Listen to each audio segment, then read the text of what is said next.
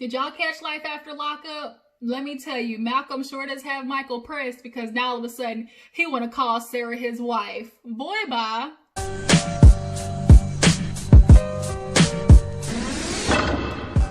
What's up, everybody? Your girl G here. Welcome back to my channel. Y'all, I just got off a good meeting with for my job. Hopefully this will turn into a new recruit for me. Your girl's over here trying to build an empire, okay? So yeah, I'm constantly working, but I'm always gonna come back to you guys and give you the juice on the shows I be watching, as well as all the mess that be popping off. I don't know if y'all heard T.I. in this meeting between 21 Savage, and then as well, what was the other thing that happened?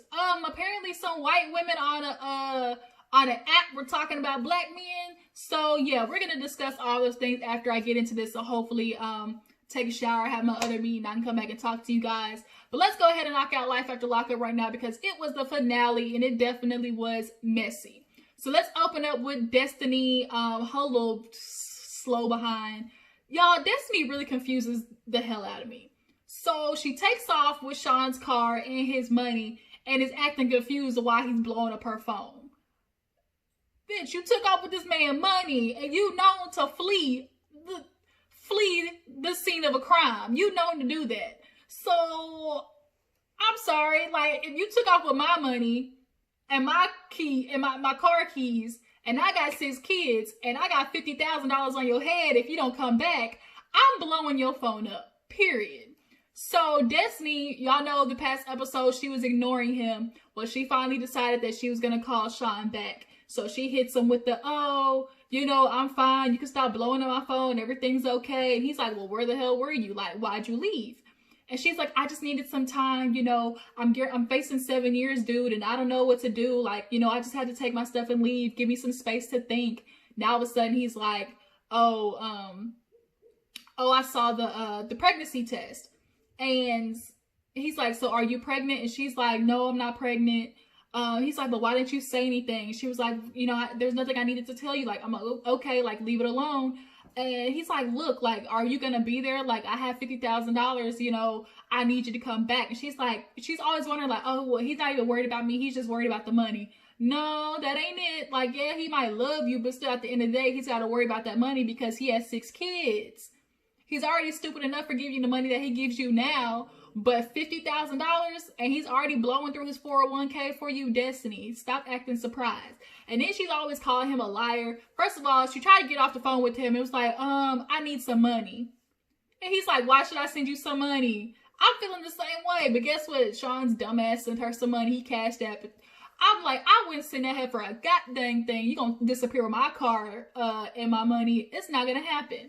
So she has her friend come over that she hasn't seen in like 4 years, and the sister's there. They order pizza on Sean's account.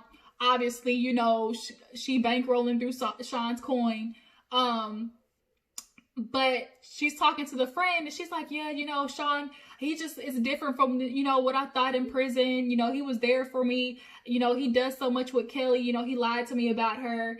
And it's like, she's like, I don't understand why he needs to keep talking to her. Because that's his baby moms. They got 6 kids together. Not only do they have 6 kids, but the kids, like 3 of them are very young. So he still has a reason to talk to her.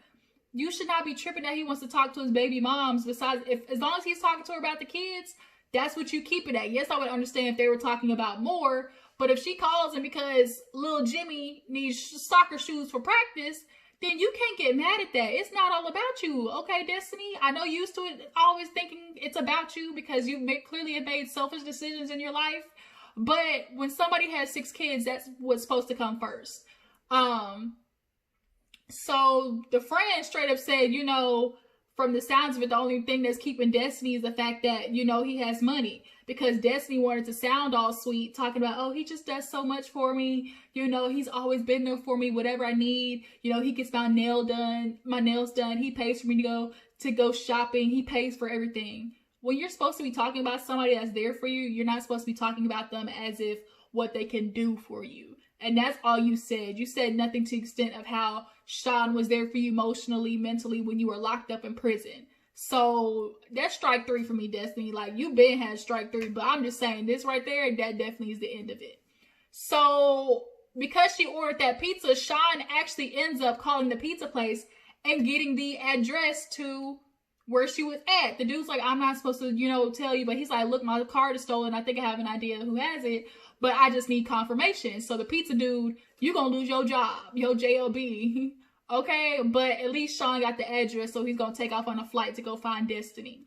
So moving on, we have Andrea and Lamar, you guys. So Andrea is taking her kids to this house that she's supposed to be selling to swim. And the kids are like, ain't that wrong? She's like, look, ain't nobody gonna know. And I'm like, it's real convenient how you a Mormon, you're not supposed to be doing bad things. Here you are lying.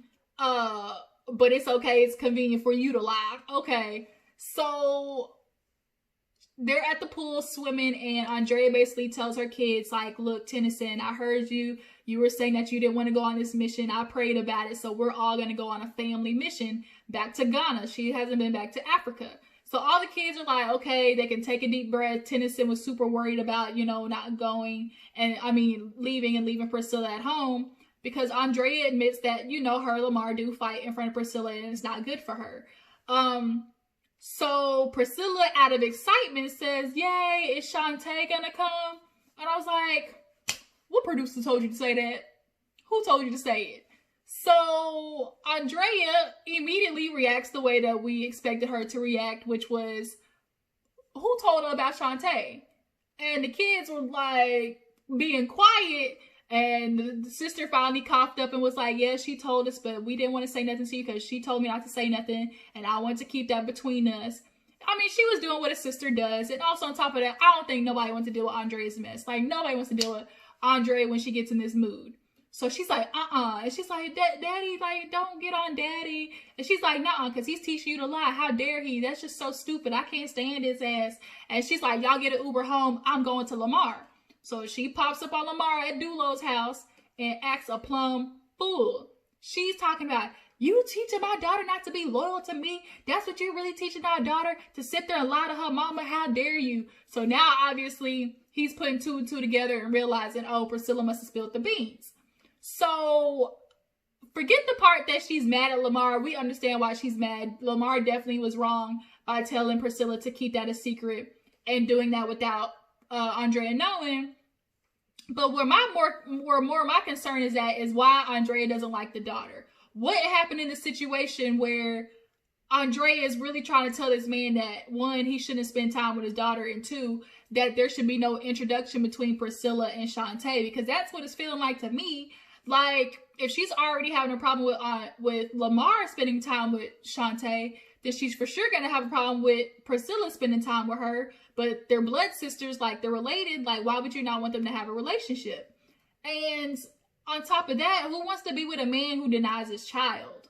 Like, that's attractive to you? That wouldn't be attractive to me. Because if roles reverse, Andrea, let's keep it real. Had you found out that Lamar wasn't speaking to Priscilla because of some new bitch he was with, saying, oh, I don't like your daughter, like, you should want to spend time with her, like, you're going to hang out with me, and you are Priscilla's mom, and you hear that, you would be looking at him like, bro, you foul. Like, you really not going to spend time with your child? Like, that's messed up. So I don't think she's thinking about it from that perspective. Like, how unattractive is that to be with a man who can deny his own child after spending years in prison and missing out on her childhood? Like, why would you not want to be with a man who wants to fix that? So Dulo tells her to go home. She's swinging on Lamar and stuff. He's like, man, I'm not going to put up with this shit. And for Andrea to be so up sedity and stuff, high sedity and high strung, she sure do know how to all of a sudden pop out the woodworks acting all types of hood when she start acting this way. But Lamar said he not dealing with it. He don't want to put up with it because they not gonna see eye to eye, which they won't. Alrighty, so let's go ahead and move into the next person. Let's go ahead and talk about good old Amber, y'all. Amber, she's been living at Puppy's mama's house, and they got the good news that Puppy is getting out. So we finally get to see Puppy face to face. So Amber goes to pick up Puppy, and she's super excited. She's like, you know, that's been my bottom bitch since I was in prison. You know, we held each other down. They call her Puppy because she used to make these things called puppy pies. And, you know, Amber really kind of talked about how, oh, you know, some women are gay for stay. And this scene was very much awkward and is making me feel like, oh, Amber, you was definitely gay for stay. You not all the way, you know, in the lady pond. So she goes to pick up Puppy. She comes out, and Puppy's actually like a very attractive lady, which is probably why she was selling that meth that way, because she was able to use her lustrous ways, you know, to have people get on the dope. But she definitely was a pretty woman. And at least prison didn't, you know, completely, you know, drain her of her physical capabilities. But she gets out, she's super excited. She's like, you know, I wouldn't have made it through prison without her. She's definitely been there for me. Like, I really love her. And in the scene, at her confessional, she's like, yeah, I'm in love with Amber. Like, I'm ready to, you know, get outside in the real world and see where this goes. A lot of people say, you know, a whole bunch of blah, blah, blah, a bunch of yang, yang, yang in prison about, oh, when we get out, this and that. She's like, now that I'm really out, like, I'm super excited to get started, you know, where this goes. So they ask Amber, like, oh, you know, where's this going? She's like, we're going to take it one day at a time. And so then Puppy's like, well, I guess we're taking it one day at a time then. And when you see Amber's face, it was that of concern. I don't think Amber really was prepared for her and Puppy to get out and them to actually be in a relationship. One, I think out of concern, Puppy's going to get her caught up because now Amber, Puppy, and the mom are out together. And Puppy and the mom might drag Amber back to the streets, and she is not trying to go back there and go back to prison. So also that, then on top of, I genuinely think Amber wants a nigga. Like, I think she wants to be with a man. I think she fell in love with, you know, Puppy out of just need and emotional support. But do I think she wants to be in a relationship with a woman per se? The jury's still out on that one, okay?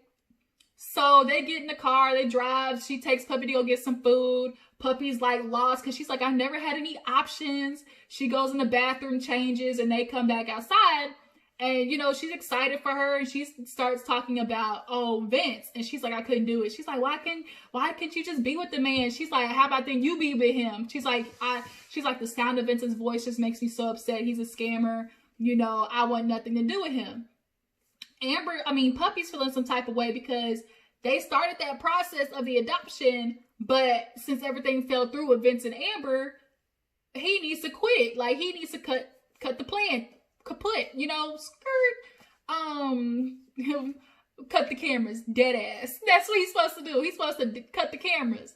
But in order to do that, they need Puppy to sign off on, you know, getting rid of the adoption. But she hasn't got those papers yet. So she's like, let's call him up, because if he's getting any money, then we need our cut. And I would feel the same exact way.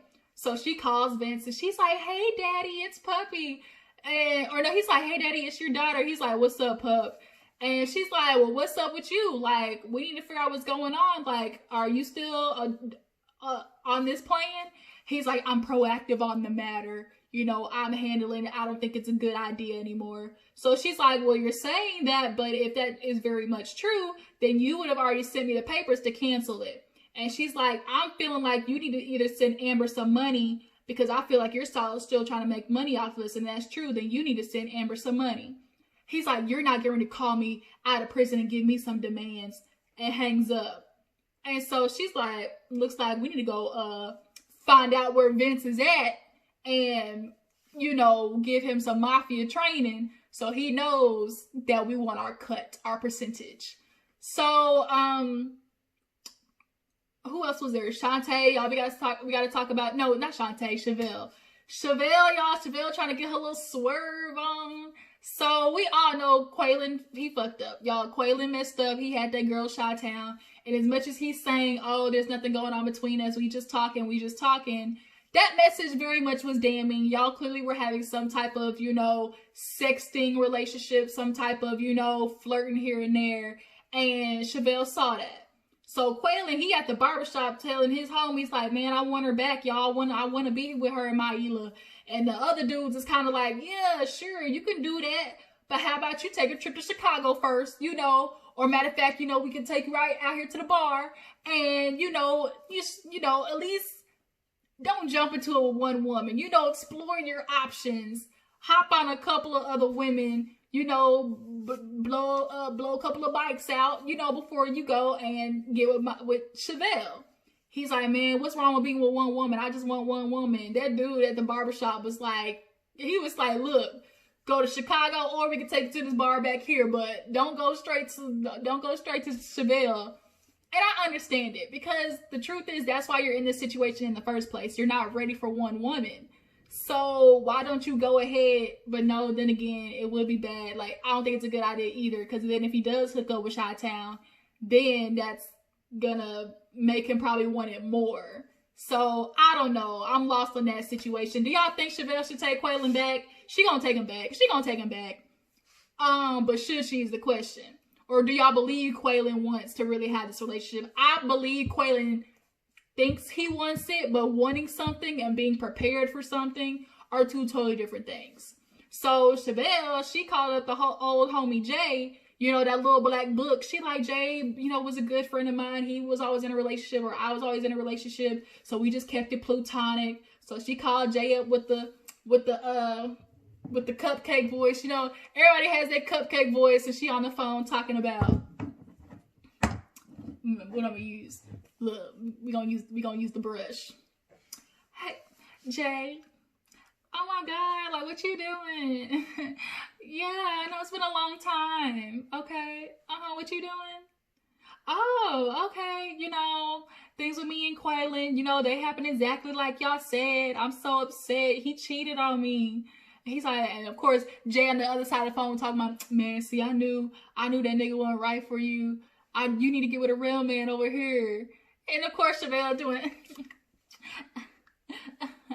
and it's like, girl, you should have been with Jay in the first place. But the problem is, y'all want these thugs, y'all want these hood niggas, and then y'all get treated like how these hood niggas do. And you got a good one, Jay, right there in front of you. You better hop on this, Chevelle, quit playing. Because Jay looked like, you know, he could be the real deal. So she on the phone with him and cupcaking it up, and then, you know, he gonna be talking about, oh, you want to go on a date? No, he said, what you doing tonight? She like, nothing. He like, we going on a date then. He said, I'm gonna pick you up, let's go have some drinks. She's like, oh, for real? Okay, we going on a date then? Okay, I'm gonna see you later. And then click, they hang up and go on their date. And am I tripping, or is it sometime in like Chevelle's scenes, it seems like her foundation's too light. Like, I don't know if that's just me, but it kind of seems that way. But they talking. Her hair was cute, though. I like the braids on Chevelle. She and Jay come in. She hugged him. She got that little lace outfit on. And Jay was pretty much telling her, look, I told you. And she's like, man, I'm mad. Because her cousin, D-Lo, I think that's his name, D-Lo, right? He was like, I give him 90 days. I'm telling you, Quaylon, he gonna mess up. I give him 90 days. She's like, damn, I'm mad that nigga was right. He's like, man, we both like, he's like, we tried to tell you. And so she's like, I get it. So he's like, so what you want? You want to be with a real man now? You want to be with a real man? And so Chevelle, her confessional, talking about, I'm going to be on the real man's side. I'm like, I'm going to need y'all quit saying that. It's cringy. So they get done. And in the midst of Quaylon talking about he wants Chevelle back, they flash into Chevelle walking down the alleyway with Jay, where it looked like they going to do a couple of, where she going to do something strange for a piece of change, okay? You know, someone did from the bank.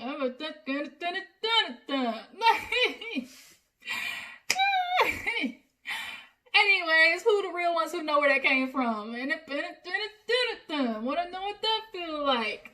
So, yeah, so she and Jay got a little... But I'm upset because, Chevelle, don't go sleeping with Jay already. Like, how about you hold out? Because that's kind of been your problem, is you rush things. So I know you and Jay previously, you know, are friends, but like, girl, don't give it up on the first night. Advice. You can take it or leave it, boo-boo, but I'm just telling you. So, last but not least, you guys, Sarah and Michael. So, Sarah is walking Malcolm out, right? Like, he's getting ready to go. And, what's he still in here? Okay. So Sarah is walking Malcolm out. Oh Lord, Malcolm. And he's telling, you know, Sarah, like, you know, I've had a good weekend, but I definitely have to think on some things. Like, I knew you were a mom and I knew you had the situation with Michael, but I didn't know it was going to be, you know, like this. So he tells, you know, the camera, or I mean, in his little talking part, like, oh, you know, I definitely told Sarah I loved her before this, but now after, like, I don't know how, you know, I'm definitely kind of, you know, reverting back so I can think on some things. And she kind of thanks him for, like, putting up with the madness. She's like, look, you know, I apologize. I'm sorry, you know, things with Michael the way they did, but I'm glad you at least met him. You know, you met the family, you met the girls. The girls like Malcolm. Malcolm looks like a good dude. Shoot, when he walked out there and saw he was driving an Audi, I was like, shoot.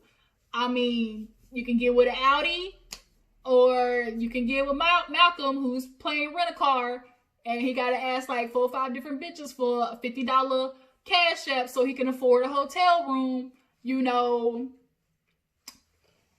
the laws of balance. So he tells her, look, you know, we're going to talk about it. We're going to communicate. We're going to be there for each other. I just need you to promise me, like, you really going to work for this. And, you know, things are done with Michael. And she's like, yeah.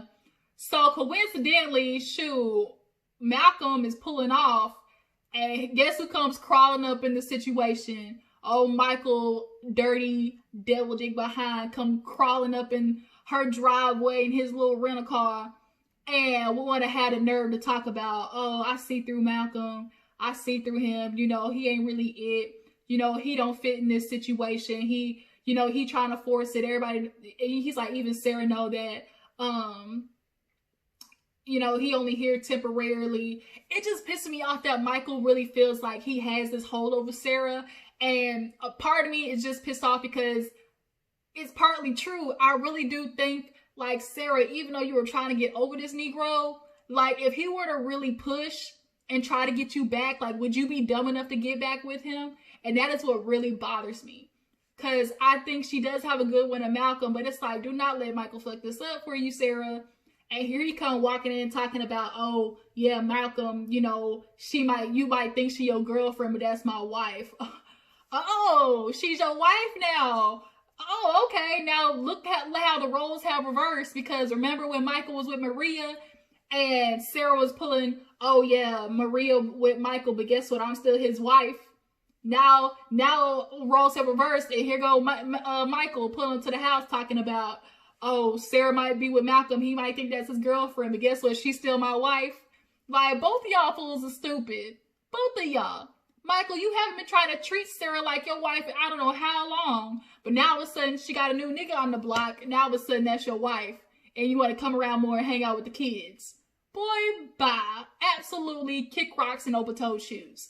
So, and then he tried to compare himself to Malcolm in the last episode. Oh, he a lame. Like, he ain't really with it.